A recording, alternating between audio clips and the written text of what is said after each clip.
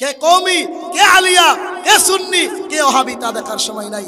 কিন্তু দুঃখের বিষয় মিজানুর রহমান আজহারি সাহেব বয়ানে কি বলছে না বলছে মানুষের ভুল হইতেই পারে, কিন্তু আমগর দেশে একটা বন্ড হিসাবে ডাইরেক্ট ওপেনলি ঘোষণা দিছে, কেউ যদি মিজানুর রহমান আজহারির মাথাটা কাইটটা সামনে হাজির করতে তারে 10 লক্ষ টাকা পুরস্কার দেওয়া হইব। সুবহানাল্লাহ বলে নাউজুবিল্লাহ কান জোরে বলে নাউজুবিল্লাহ। হায় হায় হায় হায় ও ভাই ও বিশ্বাস আপনার ফাউদিটা দূরে কই এই সমস্ত বেস্তি কথা কইয়া বাংলাদেশের মধ্যে ওনার ফেস লাগায়েন না। সামনে আমাদের মধ্যে ঐক্য আসতেছে, ঐক্যের মধ্যে ভণ্ডরা ফাটল সৃষ্টি করতে চায়। ওই ভণ্ডদেরকে বলতে চাই মেহরবানি করে এই সমস্ত বেহুদা ফালতু কথা বলবেন না, ঠিক না? ঠিক জোরে বলেন ঠিক কিনা? এই সমস্ত ভণ্ডদের কথা আপনারা শুনবেন না। যে ভণ্ড বেয়াদব বলছে মিজানুর রহমান আজহারির মাথা কাটতে আনলে 10 লক্ষ টাকা পুরস্কার দিব, আমার দিলে বলে নিঃসন্দেহে জারদ সন্তান। এখন তো অনেক ভণ্ড বের হয়েছে, ওই ভণ্ডদের কাছে যাবেন না যাদের কাছে কোরআন নাই, যাদের কাছে সুন্নত নাই, যাদের কাছে নামাজ নাই, রোজা নাই। এমন ভণ্ড আমগর দেশে আসে না নাই? কথা কয় না আসে না নাই? কিন্তু ওই ভণ্ডগুলো এত বেয়াদব, তারা কোরআনের পক্ষে কথা বলে, কোরআনের তর্জমা করে, কোরআন নিয়ে সুন্দর ওপেনলি লক্ষ লক্ষ মানুষের সামনে কোরআনের তাফসির করে। আমাদের বাংলাদেশে একজন কোরআনের পাখি ছিল, যাকে মেরে ফেলা হয়েছে, শহীদ করে দেওয়া হয়েছে, আল্লামা দেলোয়ার হোসেন সাইদি, ঠিক কিনা বলেন? এখন একজন কোরআনের পাখি আমাদের দেশে আছে, যার বয়ান শোনার জন্য লক্ষ লক্ষ যুবক তরুণরা ভিড় করে। ওনার নাম হলো ডক্টর মিজানুর রহমান আজহারি। কে জামাত ইসলাম করে, কে হেফাজতে ইসলাম করে, কে খেলাফত মজলিস করে, কে সরমনাই করে, এইগুলা দেখার এখন কোনো টাইম নাই। কোরআনের পক্ষে যারা আছে আমরা সবাই তাদের পক্ষে আছি। জোরে বলেন ঠিক কিনা? কথা কন না? সারস সন্তান না হইলে একজন আলেমের মাথা কাটতে না দিলে 10 লক্ষ টাকা পুরস্কার দিব, আমার দিল বলে নিঃসন্দেহে সে সারস সন্তান, ঠিক না? ঠিক করে বলেন। আর সর্বশেষ আরেকটা কথা, আরেকটা ফেতনা আমাদের চলতেছে, রোগের কথা কিছু না কইলে তো হয় না। এটা হলো সাদিয়ানির ফেতনা। ফোলাফানে পর্যন্ত কয় হ আপনারা ঠিক ঠিক না? ঠিক দেখবেন এই সাদিয়ানি হলো যারা সাদ সাহেবের অনুসরণ করে। হ্যাঁ, অনেকে কয় তবলিগের 2 দল, একটা হলো জুবায়েরপন্থী, একটা সাদপন্থী। না না, জুবায়েরপন্থী বলতে কোনো শব্দ নাই। আমরা সবাই কোরআনপন্থী, সুন্নাহপন্থী। জুবায়ের মৌলবীকে, কে সাদ মৌলবী তা আমরা চিনি না। যারা হকের পক্ষে আছে আমরা তাদের পক্ষে আছি। জোরে বলেন ঠিক কিনা?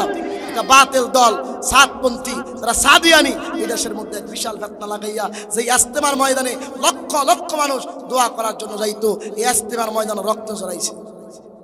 কথা বলেন ঠিক কিনা? যে কথা কানে নাই গুরু বললো যেরকম, ঠিক কিনা? খোদার কসম সর্বশেষ আপনাদের কাছে একটা পয়গাম শোনায়া যায়, আপনাদের কাছে একটা পয়গাম শোনায়া যায়।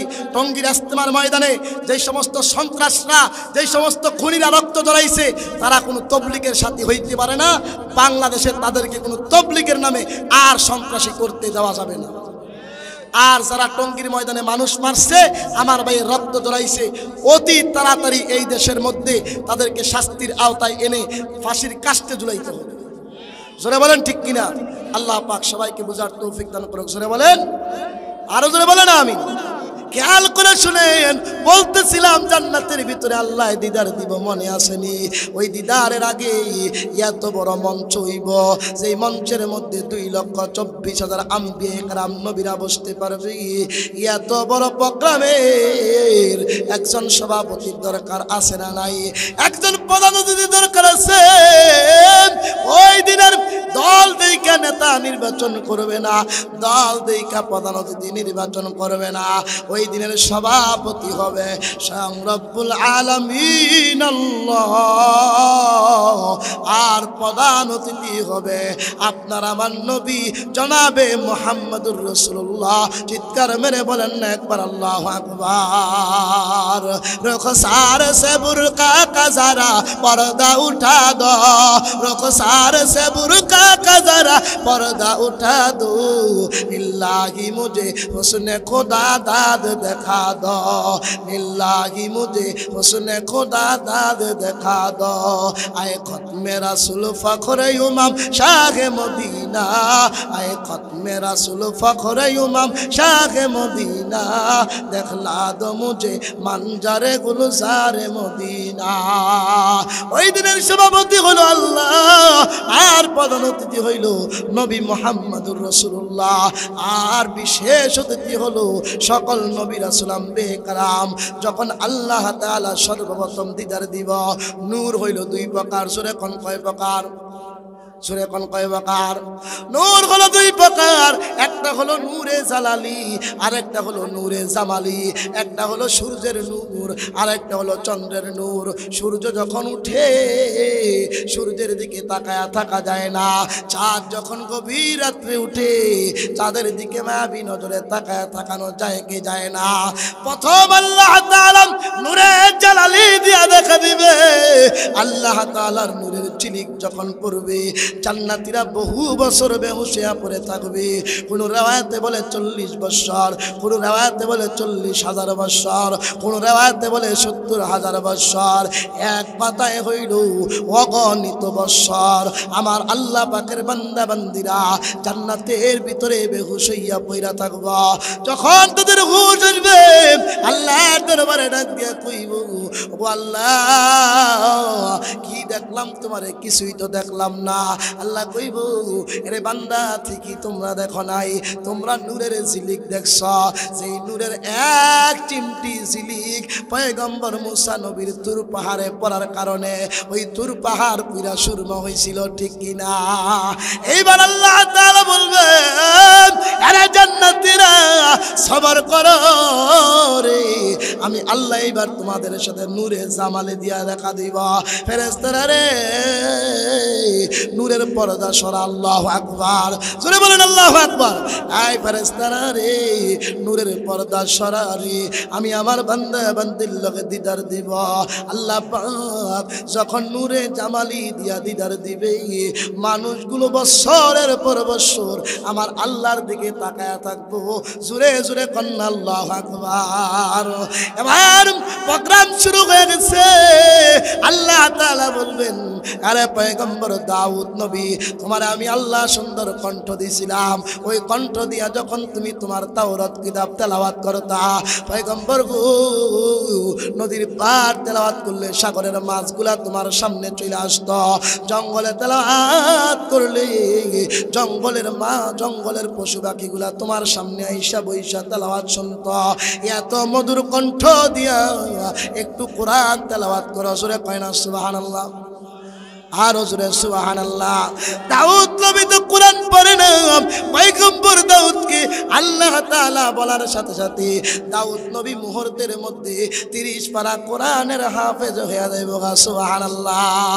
পয়গম্বর দাউদ নবী তেলাওয়াত করার পরে আল্লাহ কইব, ও আজকের প্রধান অতিথি, ও আমার হাবিব, আমি আল্লাহ তাআলা কোরআন তো দাউদ নবীর উপরে নাজিল করি নাই, কোরআন তো আমি তুমি নবী মুহাম্মদ রাসূলুল্লাহর উপরে নাজিল করেছি।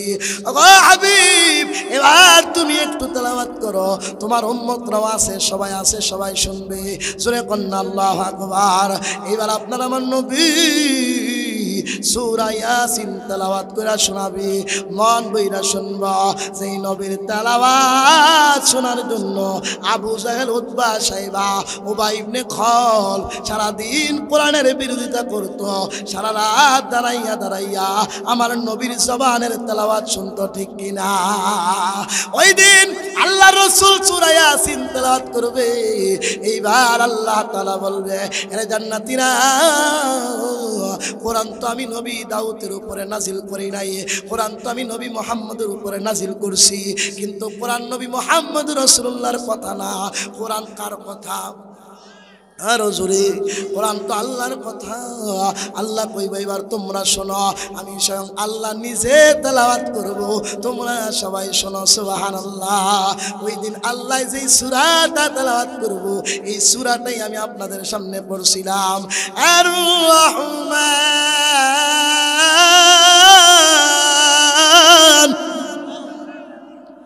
এমনি ভাবে আল্লাহ তাআলা ওই দিন বলবে আনার রহমান, আমি সেই রহমান। আল্লাহর জবানের তেলাওয়াত শুনতে কত মজা লাগবে, আল্লাহ তাআলা তেলাওয়াত করে শোনাবে। ও ভাই, এই সূরার বিশেষত্ব বলতে গিয়ে বহু লম্বা সময় চলে গেল। বিস্তারিত কথা বলতে গেলে 2, 4, 5 ঘন্টা যদি বলা যায় তারপরে শেষ করা যাবে না। যাই হোক, আজকের মতো এখানেই সমাপ্ত করতে চাই। কিন্তু যাবার বেলা কি শিক্ষা নিয়ে বাড়ি যাব? একটা শিক্ষা নিয়ে বাড়ি যাব, যে কোরআন জান্নাতের ভিতরে স্বয়ং আল্লাহ তেলাওয়াত করে শোনাইব। কারা কারা শুনতে পারবো? দুনিয়ার জমিনে কোরআনের পক্ষে থাকবে যারা, কোরআনকে ভালোবাসবে যারা, কোরআনের পাশে থাকবে যারা, কোরআন পড়বে যারা, কোরআন অনুযায়ী দেশ চালাবে যারা, কাল কিয়ামতের ময়দানে আল্লাহ আল্লাহর রাসূলের জবানের তেলাওয়াত শুনবো তারা। এই জন্য দোয়ার আগে কোরআন অনুযায়ী চলতে চাই কারা কারা, কোরআন পড়তে চাই কারা কারা, সন্তানকে কোরআন পড়াইতে চাই কারা কারা, 2টা হাত আমার আল্লাহরে তুইলা দেখাই তারা তারা। নারে তাকবীর! আল কোরআনের আলো, আল কোরআনের আলো, লিল্লাহি তাকবীর। আল্লাহ সবাইরে কবুল করুক, জোরে বলেন আমিন। কোরআন পড়বেন তো ইনশাআল্লাহ? কোরআন পড়বেন। যারা কোরআন পারেন না, কোরআনটাকে ধৈর্য ধৈর্য মহাব্বত করেন, চুমা দিবেন, ভালোবাসবেন। একেবারে কমসে কম ছোট্ট একটা সূরা কোরআনে আছে, যে সূরাটা একবার তেলাওয়াত করলে 10 পারা কোরআন খতম করার সওয়াব হয়। 2 বার পড়লে 20 পারা, 3 বার পড়লে গোটা 30 পারা কোরআন খতমের সওয়াব হয়। জোরে বলেন কুল হুয়াল্লাহু আহাদ का रमज़ क्या समझाए तू, तो खुदा का खास बंदो तो खुदा समझाए तू। कम से कम सूरा इखलासটা 3 বার পড়বো, সকালে 3 বার, রাতে 3 বার। তাহলে সারা দিনে আমার 1 খতম কোরআন হইলো, সারা রাতে আমার 1 খতম কমসে কম তেলাওয়াত হইলো। পড়বো তো ইনশাআল্লাহ। আল্লাহ তাআলা আপনাদেরকে কবুল করুক, মাদ্রাসা কবুল করুক, মাহফিল কবুল করুক। জোরে বলেন আমিন। সর্বশেষ আপনাদের কাছে বিদায় নেওয়ার আগে এই কথাটাই আরজ আবদাল, সারা জীবন কোরআনের সাথে থাকবেন তো ইনশাআল্লাহ? কোরআনের সাথে থাকবেন তো ইনশাআল্লাহ?